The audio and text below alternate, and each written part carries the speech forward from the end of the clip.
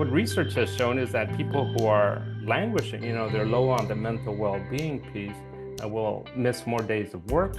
They report more ill health. In the research we did, they're saying they're performing at a lower level and have higher intentions to quit. Welcome to the Gies Download, a podcast from the University of Illinois' Gies College of Business. I'm Tim Sinclair, and today we're joined by Oscar Ybarra, a professor of business administration at Gies, as well as the director of the Center for Professional Responsibility in Business and Society. Through the center, Oscar has co-authored a brand new study on workplace well-being, and the results are, well, somewhat surprising. What is the question you were trying to answer, and what was the process you went through to try to get that answer? Yeah, so we were trying to, there was a lot of research that was done on the back end to find out, okay, what has been done around mental health in organizations and the workplace. And the more I looked, the more I thought better work needs to be done, or at least work that's informed by how a lot of people think of well-being and mental health generally. So that was part of the motivation is, can we bring concepts, say from psychology, and apply them to the workspace in a way that's true to what we actually know about well-being and mental health.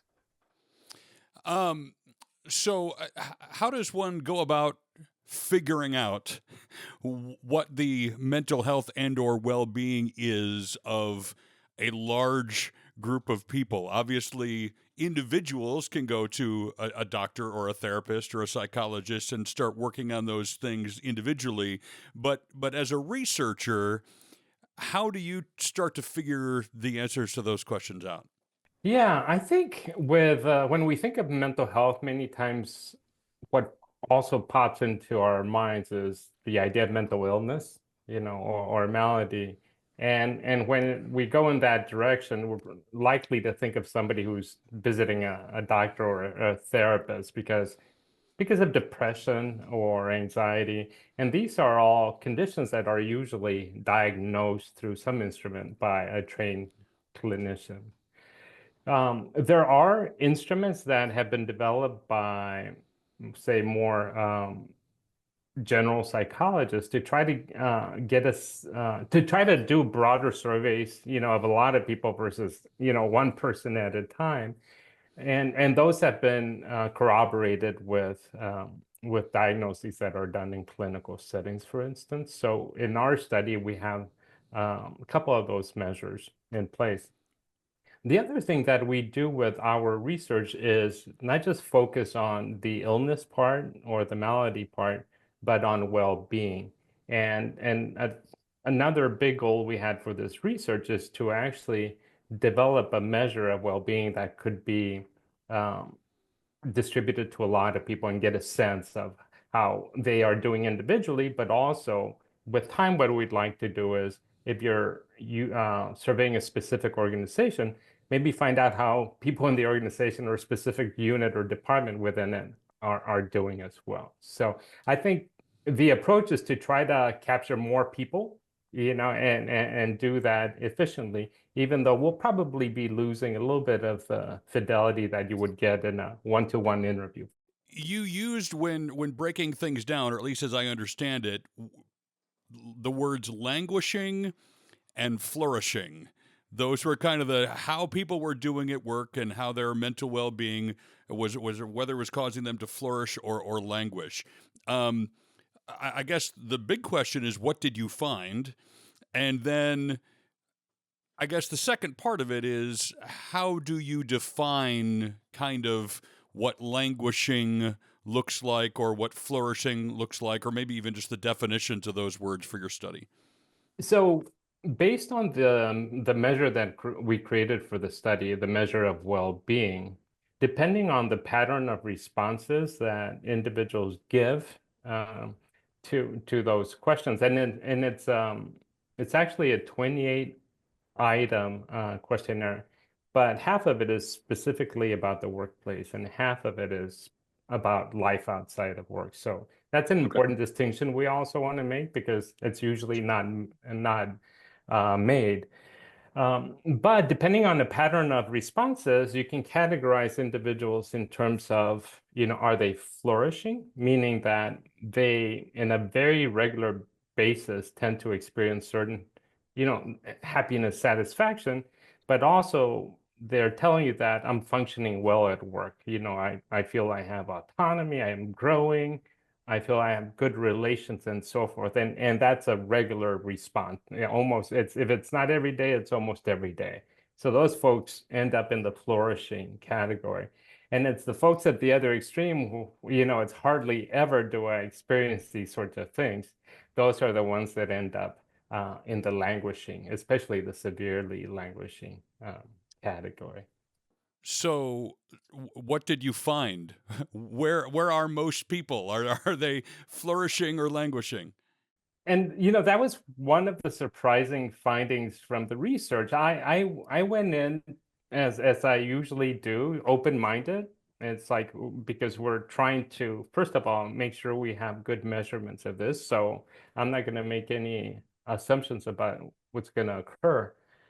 So one of the surprising findings is that the rates of languishing were very high, and pervasive. And by that I mean, if you're thinking about men and women, you're thinking about people with different income levels, age, even ethnicity, and so on across different groups, there tended to be higher rates of languishing than flourishing.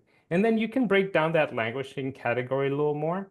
And, a smaller portion will be the severely languishing. But overall, there's a lot of people who are feeling like kind of blahish about their work. There's no movement here, no direction. I don't know I'm not making a contribution and so on.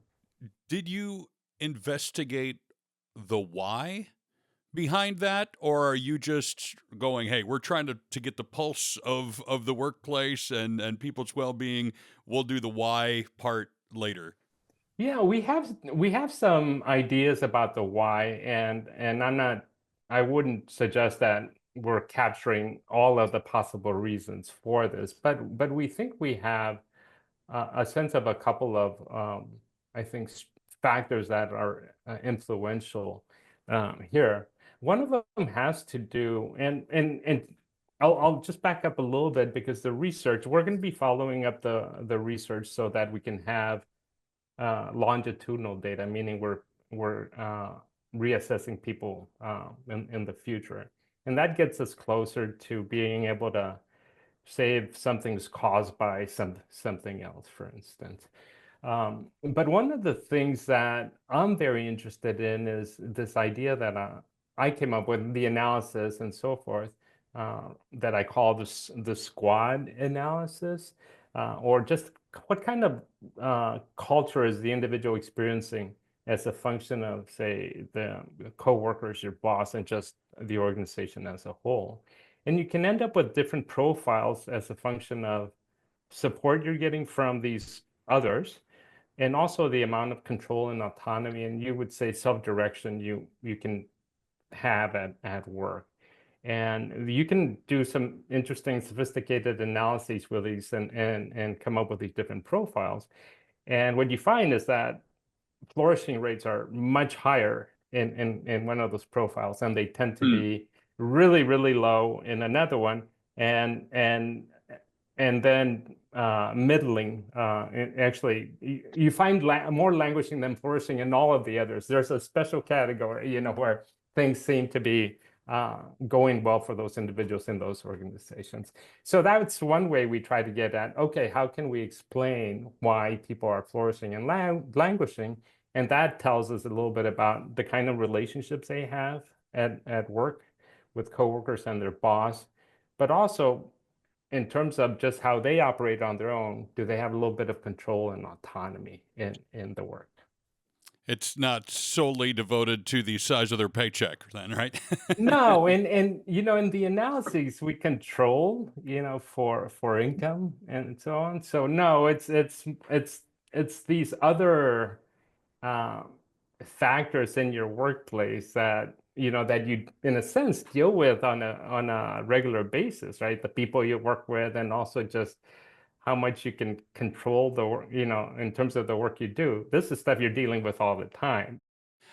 If there's a CEO or a manager who's listening to this or reading your study and trying to get some takeaways, some bullet points at the end of, gosh, this is what I need to know. This is why it's important.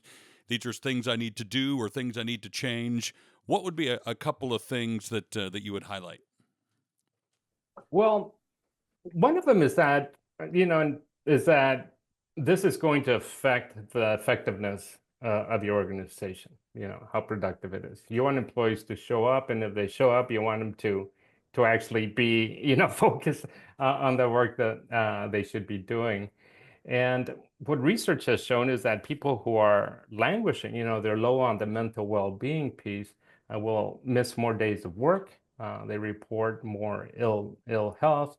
In the research we did, they're saying they're performing at a lower level Hmm. and have higher intentions to quit. So Hmm. all of these costs will add up. So that's for sure one key takeaway is, of course, you want an effective organization. What helps you to be effective are people who are, doing well and being productive.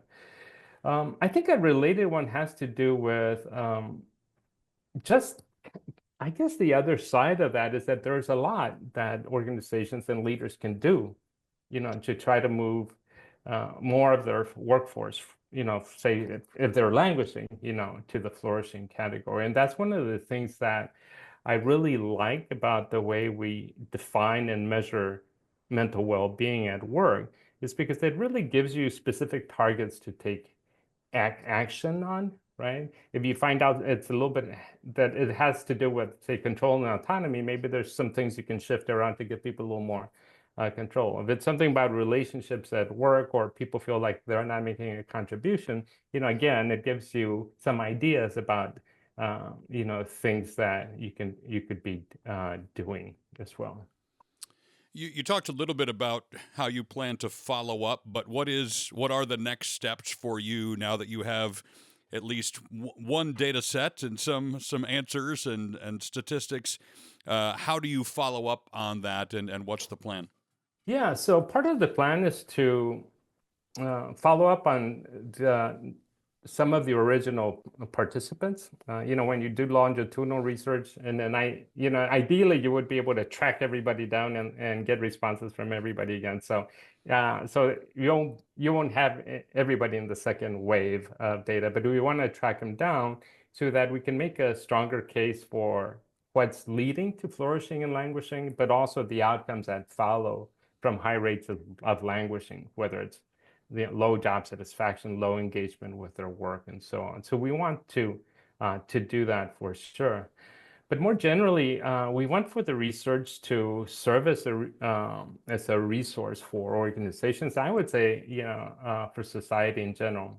So at the national level, we plan to conduct a mental health survey annually, and sometimes even more than that, depending on events or things that might be going on in society. So the goal is to provide a snapshot of the world of work and how employees are doing, to raise awareness around mental health and mental well-being, as well as provide insights, continue trying to provide insights to companies and organizations that they can use to, aid to help with their decision making and supporting their workforces. And and yeah, so those are a couple of things that we plan to do in addition to just following up with this squad analysis that I mentioned, just because it's such a powerful way of breaking down, the individuals and determining who's doing better than others are.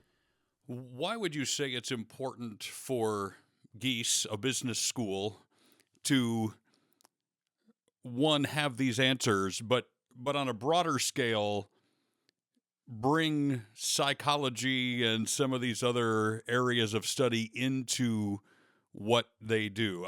I don't know this for sure. I would imagine a lot of business schools sort of have parsed that out and they're separate things. So that's not something we're going to focus on. But here at Geese, it's different. Why?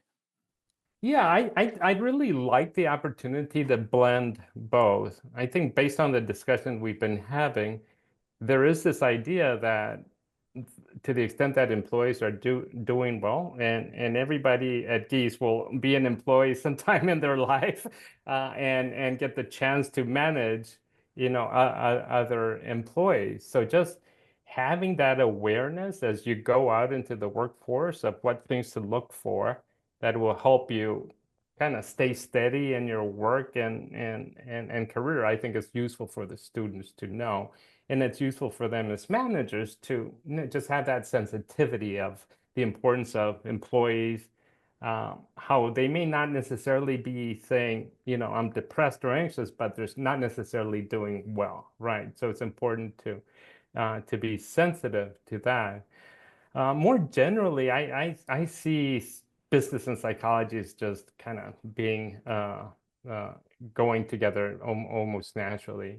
In that, for me, business is a exercise in good psychology, right? So if you look at the gears of what makes a business go, so whether it's your customers, your partners, right, and suppliers, and then employees, the folks we've been talking about for each of those pieces, you need to be able to understand people, right? What they're thinking, feeling, what their motivations are, and so on, so that you can predict them. But you want to predict them because you want to manage relationships with them. So for me, business is all about relationships. And you want to know what your customers want, what value you can provide, and so on. But you really have to have a good understanding of what that is. So I think psychology is the idea of being able to create a good framework for yourself, a mental model, so that you can better understand people, and that I think feeds into being a good leader, being a good business person. Let's talk a little bit more specifically about you. For 20 years, you were, as Ohio State fans like to call it, at the school up north. I guess we can call it Michigan around here, but you recently made the transition to Illinois and to Gies College of Business. Why the change? What was attractive about Gies and what you would be able to do here that maybe you hadn't done thus far in your career? Well, there are strong professional reasons, and in my case, there were also strong personal and familial reasons. And I'll start with the second. It was kind of a joint thing. Both my wife and I came to the University of Illinois. She's not a faculty person. She's doing other work, actually doing a lot other important work for Geese. Uh, and and for her, it was she had spent time in Michigan too, but for her, it was a nice way to come back to a place that has some history in terms of her family in Illinois. So, so it was a really nice fit in that way. Her dad went to school here, her all her aunts and so forth. So there's a strong connection there for us. And professionally, it was, we could grow here. So for me in particular, just for instance, being the director of this center for professional responsibility in business and society allows me uh, to do things that I wouldn't be able to do at Michigan, such as the research we're doing for the report and other things. So, it was a no-brainer, so to speak, in terms of just the personal, but also the professional. And maybe we can credit you for the Illinois football win over Michigan this year too. So you brought the good luck with you. Yeah, maybe so. My how can I put it? My dad-in-law was extremely happy about this because every time we get together, even though I didn't go to Michigan, I was always put in that Michigan Of category. course. Well, we're glad to have you on this side of the fence now. You mentioned the Center for Professional Responsibility in Business and Society. Um, Obviously, the work and the study we've been discussing are part of that. But talk about the center a little bit more broadly and what it is you're doing and or hope to do in the future. So the center is designed to, first of all, support Gies, and then as well support the University of Illinois by promoting the importance of ethics and professional responsibility in how organizations function. So, for example, the center has played a central role in creating educational materials for students at Gies and for professionals as well. And these materials have actually made it into coursework that all students at Gies have to take, right? So the idea of really making sure people are getting an education around ethics too. Related to this, we'll hold large lectures where we bring in industry leaders to talk about ethics on the front lines of big organizations to also inspire our students and show them that an ethical path is good for business. So more recently, we've expanded on the themes. So one of them is well-being, as we've been talking about today, but also sustainability and trust. And one of the things we want to do is really broaden our footprint around those themes in terms of research. So we want to conduct more research that has strong application. So we also support like a half dozen scholars here that are doing research in terms of the themes central to the center. So I'd like us to become a hub of knowledge creation, where we're also creating some insights that organizations can use to do good business. So, and then there's a few other things we're trying to do with the university as a whole. But yeah, those are just a couple of the things that we're working on. As a researcher, I'm wondering, is there a burning question in your mind right now that you're just dying to find the answer to, that you think, man, if we could know this or if we could learn this, that would really, really help, fill in the blank? What's the thing that's on your mind that or the study you can't wait to get started on and start learning something new? I mean, there's a few. In the report that we created from this research, there's probably a couple other reports that are going to come out of that. And one of the things I want to focus on is really this. I keep going back to this SQUAD analysis because it's really powerful in helping us determine, who's doing well and who's having better outcomes at work. So that's one of the reasons I want to do the follow-up work and have different ways of getting at that, just to show how powerful it is, and it's something that I think lends itself to interventions. If you find out, people are doing this way based on their connections at work or autonomy at work, it's simple but powerful, So I really want to keep showing just the importance of that at work. And then the other one, I don't know if you're familiar with this idea of just deep work people are able to really focus on what matters at work, so it's more of a cognitive or uh, construct, right, or idea. So I really want to do some work on that to show what are the factors that facilitate or impede people being able to really focus, for the hard stuff that they have to do at work. Um, so I think that's important just because so much of work nowadays is knowledge work, processing information and all of that. So I'm really interested in doing that as well. But those are a couple. Yeah, I have a lot of other collaborators, and they're always coming up with other ideas that they think we should be pursuing. So. I'm sure. Have you always been a naturally curious person? Has that sort of been something you've noticed since childhood or early in your education, or sort of what brought about the desire to figure out people and why they do and think and say things that they do? I would assume maybe that's been something you've seen as a pattern for a while. Yeah, and I think something my parents or other people who knew me when I was little might have noticed as well. They just tell me, I mean, I don't know if this is, diagnostic of me and versus other people, but and my folks were a little permissive. So, and I also grew up in a small town, so you could just basically go wherever and you'd be fine, or at least they wouldn't be worried.